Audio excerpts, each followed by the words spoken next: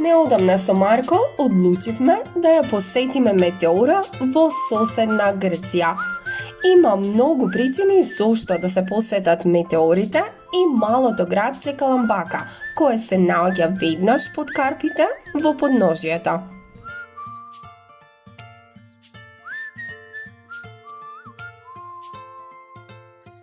Метеорите се посебно место кое со својата убавина ви го одзема здивот.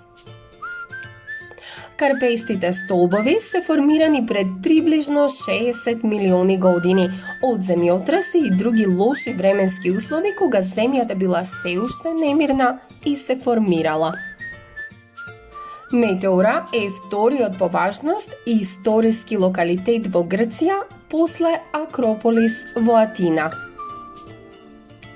Пристапот до манастирите првично и тоа намерно бил тежок, барајќи или тоа да се направи преку долги скали споени заедно или големи мрежи што се користеле за носење и стоки и луѓе.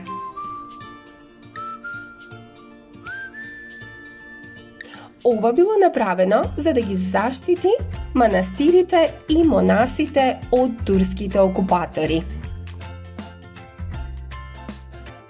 Метеорите во Грција се светско наследство заштитено од УНЕСКО. Името значи суспендиран во воздухот. И кога ќе го посетите ова место, ќе го сватите значењето на оваа изрека.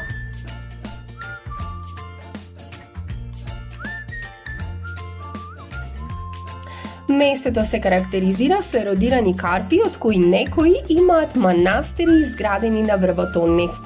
Порано овде живееле монаси и имало вкупно 24 манастири. Овие манастири се изградени во 15-тиот век и голема е мистеријата како тогаш успеале да изградат толку многу манастири на толку голема висина. Од 24 манастири денес функционираат само 6. Овие манастири се уште во употреба, но жално е што многу монаси веќе ја напуштиле локацијата. Во близина на метеорите има пештери кои биле населени долго време пред повеќе од 5000 години. Едно од најстарите пронајдени структури беше камениот зид кој го блокираше поголемиот дел од влезот во пештерата Теопетра. Корпите и јажињата се користеа за носење луѓе нагоре и надолу по манастирите.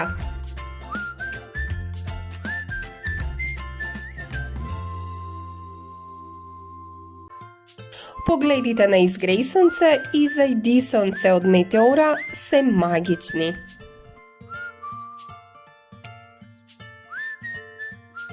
Джеймс Бонд филмот "Само за твоите очи" го има живописниот пејсаж на метеорите. Сцените снимени во метеора имаа клучна улога во заплетот на филмот, а во филмот многу јасно се гледа манастирот Света Тројца.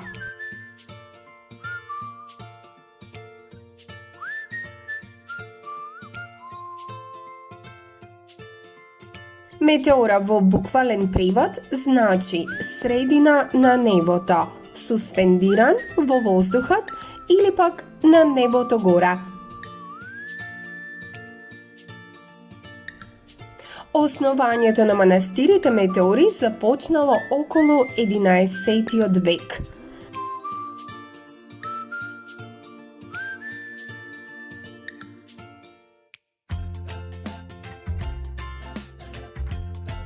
Овие манастири биле откриени од Свети Атанаси и денес представуваат вистинска туристичка атракција.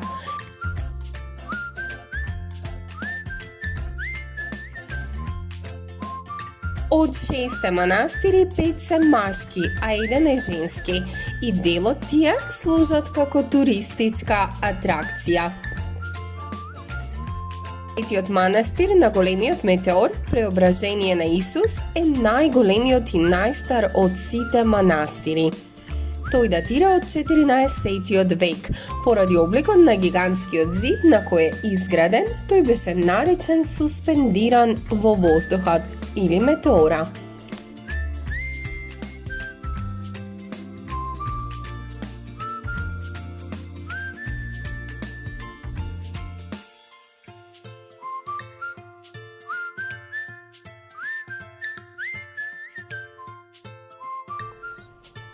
Манастирот Варлам е втор по големина манастир и датира од 16 век.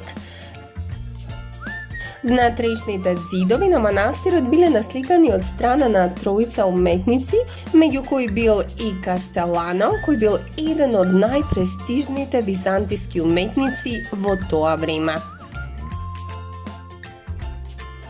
Манастирот Русана е именуван по пустиник кој првпат се населил на овој зид.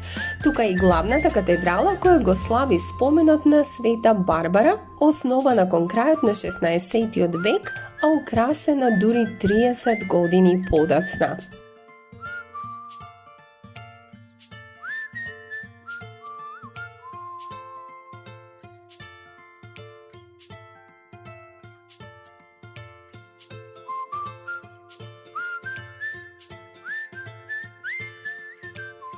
До манастирот на Света Тројца е најтешко да се стигне, но доколку го направите тоа и се искачите на врвот, ќе бидете маѓепсани од панорамскиот поглед на околината.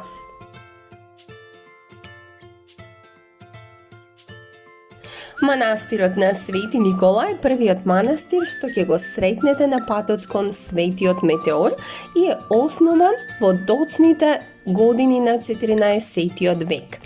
Манастирот се наоѓа на само 1 километар од селото Кастраки.